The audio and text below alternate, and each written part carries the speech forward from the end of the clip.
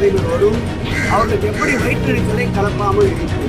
அதனால் அவர்கள் அடித்துக் கொண்டே இருக்கட்டும். எங்கள் இயக்கத்தோடு இன்னும் விறுவிறுப்போடு வீரநடை போடுவார்கள். அண்ணாமலை வெற்றி பெற்று சட்டமன்ற உறுப்பினராக வரட்டும், பார்க்கலாம். எப்படி செயல்படும் பொழுது எப்படி அந்த திட்டத்தை எங்களுடைய கிழக்கு மாவட்டத்துக்கு உட்பட்டது 6 தொகுதிகள். இந்த 6 தொகுதிகள் சுழற்சி முறையில் இன்றைக்கு ஒரே இடத்தில் 1000 பேர்களுக்கு வழங்கியிருக்கின்றோம். நாளையிலிருந்து 2 இடங்களாக பிரித்து 500 பேர்களுக்கு என்று ஒரு வட்டத்தை மாநகராட்சி மாமன்றத்தை மாநகராட்சியாக இருக்கின்ற வட்டத்தை கட்சியின் அமைப்பு ரீதியாக 2 வட்டங்களாக வைத்திருக்கின்றோம். ஒரு நாளைக்கு ஒரு மாநகராட்சி என்று எடுத்துக்கொண்டால் சுழற்சி முறையில் எங்களுக்கு 44 மாநகராட்சிகள் வருகின்றன. இப்படி 44 மாநகராட்சியிலும் சுழற்சி முறையில் இந்த உணவினை வழங்க இருக்கின்றோம். ஒரே இடத்தில் குறைந்தபட்சம் ஒரு 7 to 8 முறை ஒரே இடத்தில் உணவளிக்கின்ற நிகழ்ச்சி. முக்கியமாக பகுதிகள் நிறைந்த பகுதிகளை தான் தேர்வு செய்திருக்கின்றோம். இதற்கு நம்முடைய மேயர் அவருடைய தந்தை ராஜன் அவர்களும் அந்தந்த பகுதிகளில் இந்த உணவு பரிமாற்றம் செய்யப்படுகின்ற அந்தந்த பகுதியை சார்ந்த பகுதி கழக செயலாளர்கள் மற்ற கழக முன்னணியினர் இதை ஒரு குழுவாக அமைத்திருக்கின்றோம். எப்படி இந்த அன்னதான திட்டத்தை பார்த்தால் அமுத கரங்கள் என்று கூறியிருப்போம். அந்த கரங்களை மாண்புமிகு தமிழக முதல்வர் அவர்கள் மற்றவருக்கு உணவு வழங்குகின்ற ஒரு நிகழ்வாக சித்தரித்திருக்கின்றோம்.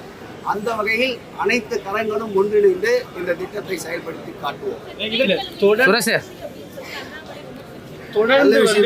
தொடர்ந்து இந்து அறநிலையத்துறையை அண்ணாமலை விமர்சனம் பண்ணிட்டு வராரு.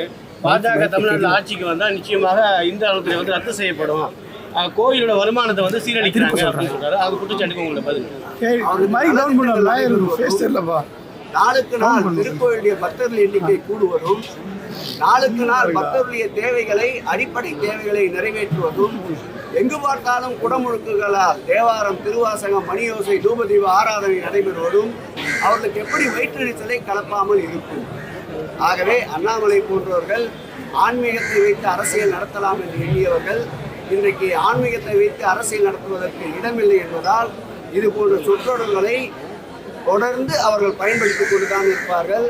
எங்கள் இயக்கத்தை பொறுத்தளவில் அடிக்க அடிக்க உயர்கின்ற பந்து இது, தீட்ட தீட்ட ஒளி தருகின்ற பட்டை வைரம் இது, காய்ச்ச காய்ச்ச மெருகேறுகின்ற சொக்க தங்கம் இது. அதனால் அவர்கள் அடித்துக் கொண்டே இருக்கட்டும். எங்கள் இயக்கத்தோடு இன்னும் விறுவிறுப்போடு வீரநடை போடுவார்கள். 2026 சட்டமன்ற தேர்தலில் அண்ணாமலை வெற்றி பெற்று சட்டமன்ற உறுப்பினராக வரட்டும், பார்க்கலாம்.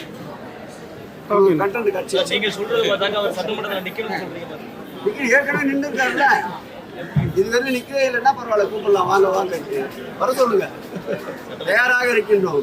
எங்கள் தலைவர் இன்றைக்கும் அறுதிட்டு உறுதிவிட்டு நிமிர்ந்த நெஞ்சோடு, ஏன் நீங்கள் இருமாப்பு செருக்கென்று கூட எடுத்துக்கொள்ளுங்கள், களத்திற்கு வர சொல்லுங்கள். இதுபோன்ற செய்திகளை மேலும் தெரிந்து கொள்ள எங்களது யூடியூப், ஃபேஸ்புக் மற்றும் ட்விட்டர் ஆப்களை சப்ஸ்கிரைப் செய்யவும்.